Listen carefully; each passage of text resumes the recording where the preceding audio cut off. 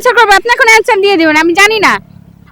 আপনি রাগ করতেছেন এটা কেন? পজিটিভ অ্যানসার বলছেন আপনি, আপনি এখন অ্যানসার আপনি দিয়ে যাবেন। এভাবে রাগ করতেছেন, নাহলে এখন চিল্লাচিল্লি করছেন কেন? রাগ করব না, কি করব? আপনার সাথে আপনাকে যে এখনো থাপ্পড় দেই নাই, এখন দাঁড়া করে রাখছি, এটাই অনেক।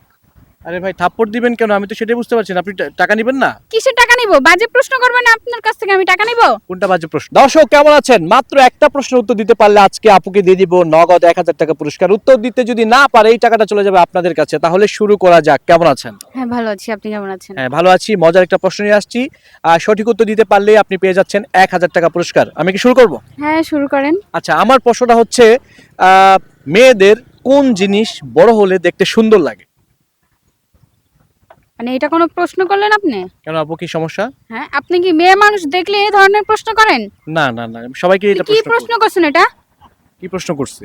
আর প্রশ্ন ছিল না আপনার কাছে? আপনি ভালো কত প্রশ্ন আছে, আপনি এগুলো করেন। রাগ করতেছেন কেন? এটা পজিটিভ অ্যান্সার, এখানে খারাপ কিছু না তো। কিসের এটা পজিটিভ? নেগেটিভ অ্যানসার করে আবার পজিটিভ বলেন? কোনটা নেগেটিভ? ফালতু লোক। বলেন আপনাকে একটা কোনটা? চড় দেওয়া দরকার। চোর দেওয়া মানে কেন এই কথা বলতেছেন? চোর দিবেন মানে? আপনি জানতো এখান থেকে। রাগ করতেছেন কেন? আপনি তো অ্যান্সার রাগ করবো করেন। না, কি করব? রাগ করার মতো প্রশ্ন কেন করছেন আপনি? আশ্চর্য, আমি প্রশ্ন করেছি দর্শক মেয়েদের কোন জিনিস বড় হলে দেখতে সুন্দর লাগে। একটা সুন্দর অ্যান্সার আছে, কিন্তু আপু কিন্তু না বুঝে কিন্তু রাগারাগি করছে। সো আসলে কিছু করার না, আপনি কি অ্যান্সারটা করবেন? কি অ্যানসার করব? আপনি এখন অ্যানসার দিয়ে দিবেন, আমি জানি না। আপনি রাগ করতেছেন এটা কেন? পজিটিভ অ্যানসার বলছেন আপনি, আপনি এখন অ্যানসার দিয়ে আপনি যাবেন। এভাবে রাগ করতেছেন, নাহলে এখন চিল্লাচিল্লি করছেন কেন?